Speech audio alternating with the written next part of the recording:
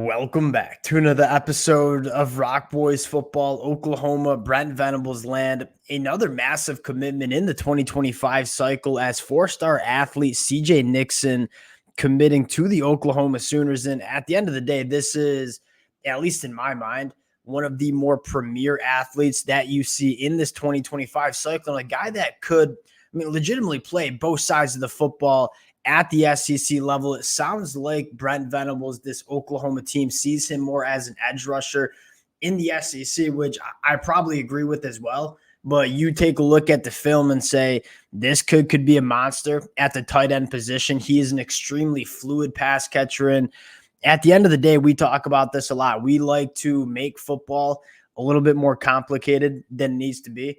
If you land these caliber athletes, these kind of kids, your team's going to be pretty damn good. Wherever CJ Nickson is playing for Oklahoma, a fascinating prospect that I'm really excited to get into the film and kind of hear from you guys in terms of how you think CJ Nickson slots into this Oklahoma program. Before we do, and as always, just want to say thank you to you guys. And for the Oklahoma fans, been a blast talking this program, covering Jaden O'Neal last night, talking CJ Nickson. I can't thank you guys enough for all the support. If you guys do enjoy the content, consider subscribing to the channel. And without further ado, let's get into CJ Nickson, a guy that at the high school level plays the pass catcher role a little bit more than on the defensive side of the football. And he's very, very good at it, right? He's caught for over 1,500 yards during his high school career. He's a basketball player too. So you see the hand-eye coordination, the body control, what he can do after the catch. Again, this is a kid that could be a really good tight end at the SEC level. But I think what intrigues me the most is this is the ideal frame and athlete for an edge rusher. A guy at 6'5", 220, obviously going to put some weight on if he does play that edge rusher position, but he is a premier athlete for the size. I mean, you see the athleticism as he runs his routes on the offensive side of the football, and I think a lot of Oklahoma fans are most excited about it.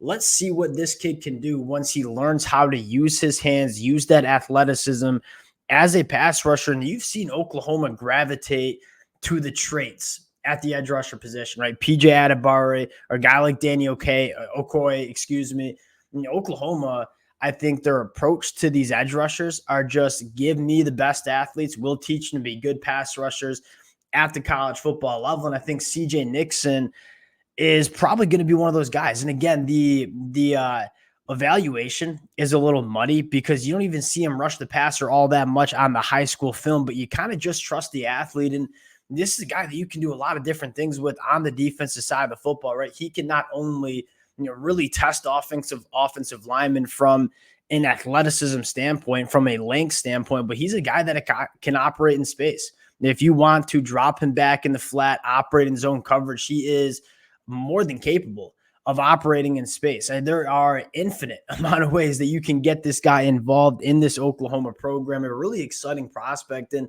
you kind of turn on the film and just say, again, he's one. You take a look at what he can do after the catch. It's truly special. This is kind of why I wouldn't mind seeing him at tight end. This is a just big functional athlete that's making people miss in space, just carrying half the team on his back. You talk about matchup nightmare at the tight end position.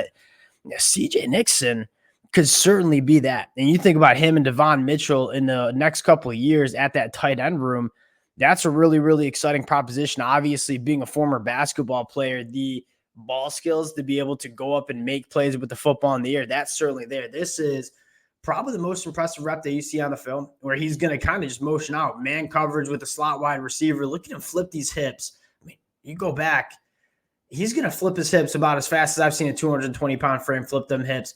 And then I'm going to close the distance, and I'm going to go make a play on the football. I mean, you essentially playing nickelback there and staying in the hip pocket of a slot wide receiver. Then you see a little bit of juice and athleticism on the return. This is a premier athlete coming from the high school ranks. And again, he plays a lot of pass catcher, some off-ball linebacker at high school. The projection is a little bit muddy, but at the end of the day, this is just an athlete that you are betting on to be good at football at the SEC level. And I think for a lot of Oklahoma fans, you're probably feeling pretty good about what he can do, whether he's playing offense or defense, a guy that's going to impact this Oklahoma team probably more ways than just one. Fascinating get. And take a look at Oklahoma in 2025. This will be their highest recruit in the 2025 cycle.